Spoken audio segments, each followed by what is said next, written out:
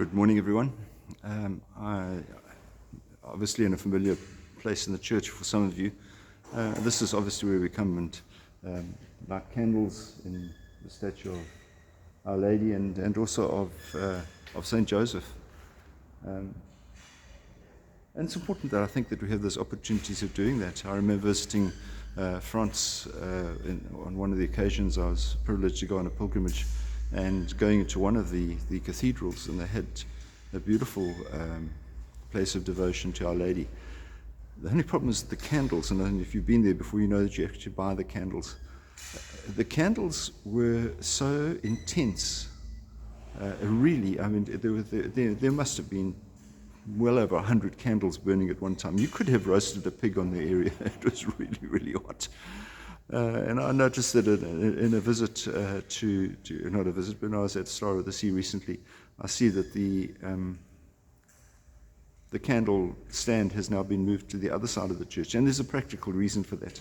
You know that the candles give off wax and so forth, and in fact, much of what was above that area was starting to go black, including the statue of Our Lady. So putting into a different place in the church hopefully will improve that situation. But it's good to have these devotions. And we remind you, of course, that devotion shouldn't happen during Mass. But you're free to light a candle in devotion and recognition of Our Lady, or in this case, St. Joseph as well. It brings me to the reading of today, and that's Luke's Gospel, chapter 8, verses 19 to 21. That's that situation where the apostles come to Jesus and said, your mother and your brothers are outside looking for you and waiting for you. And Jesus says, who are my brothers? Who is my mother?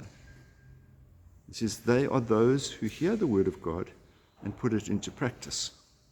And clearly those who are following Jesus would do so. And we would be in that category. I remember doing a catechism lesson not too long ago where I said to the children, you realize that when Jesus asked us about, at least when he advised us in terms of prayer, he said, when you pray, pray our Father. In other words, not my Father, that we are all united with Jesus in calling God our Father. And so we are united with him in being part of his family. So who are my brothers and my mother? They are those who do the work that the Father wants us to do. And we're all in that family. So let's make that real in our lives today. Hey, you have a wonderful day, and we'll see you again. God bless. Bye-bye.